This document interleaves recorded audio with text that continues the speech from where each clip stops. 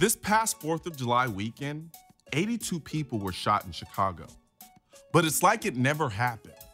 All that carnage generated nothing more than a few news articles that were lost in a storm of Kermit the Frog and Daquan meme retweets. They don't even call it Chicago anymore. These kids wear Chirac t-shirts and hats like badges of honor because they live to see another day. And how can we blame them? Chicago is a domestic war zone. What else do you call it when more people died in Chicago over the 4th of July weekend than American troops did during the entire month of June? And what do? Just pass it off as ghetto gangbanger violence and ignore it because it doesn't affect us.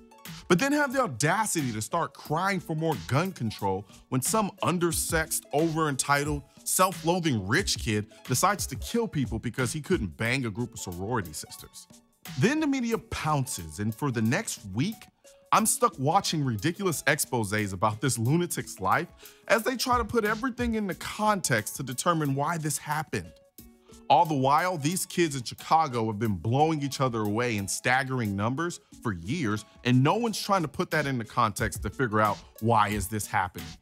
When there is a documentary about the violence in Chicago, it seemingly glorifies it and displays it like a socioeconomic car accident, where we gawk and point as if to say, "Aren't you glad you don't live here?"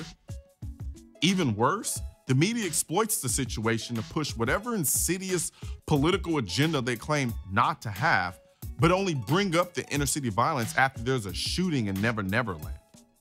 No one gives a damn about these kids dropping like flies before they hit puberty. No one gives a damn about the good and innocent people stuck in this first world war zone. And no one gives a damn about the killers running loose on the streets. Because they could lock them up if they wanted to. Someone please explain to me how America's murder capital prosecutes less federal gun crimes than almost any city in the nation. You're spitting in the faces of good people who live in these communities when you scream for more gun control when the gun laws we have now aren't being fully prosecuted. Like a bunch of 2-year-olds they all are, running around pouting and declaring, "We need more gun control laws in Chicago." Yet when an officer takes a known gangbanger who shoots at people off the streets, he's able to plead out and be back on the streets the next day with a different gun. He's a criminal. He doesn't care about the law. A lesser charge is nothing to him. It's like giving a scarlet letter to a career prostitute. It's a statement in redundancy.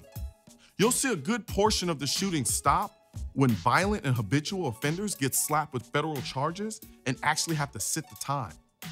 Then you have the mayor of Chicago, Rahm Emanuel, who knows that these shootings are gang-related, but somehow thinks it's a good idea to disband the gang task force, cutting the number of cops on the street, and moving detective bureaus away from the places they need them the most. Instead of dealing with the issue head-on, he deflects using gun control as a scapegoat. Instead, he'd rather engage in gun store voyeurism by requiring video recordings of every gun store transaction instead.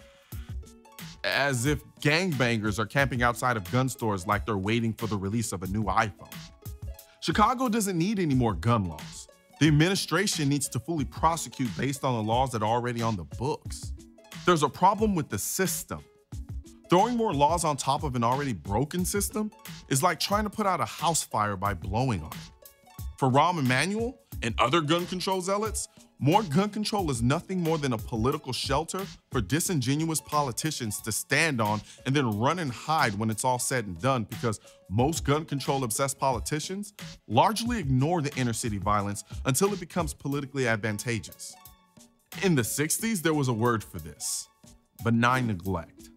This level of carnage would never stand in the major suburbs of America. When I lived in suburbia, cops patrolled the area like mosquitoes at a blood drive. God forbid a gangbanger with a gun come into our little microcosm of middle-class serenity. They'd Leonidas front kick him into the federal penitentiary, yelling, "This is suburbia!" and he would stay there. Yet, known killers are running around, terrorizing the community in Southside Chicago, and no one is saying anything, except to blame guns. President Obama didn't say a damn thing about the violence in Chicago until some kid shot up a suburban school in another city.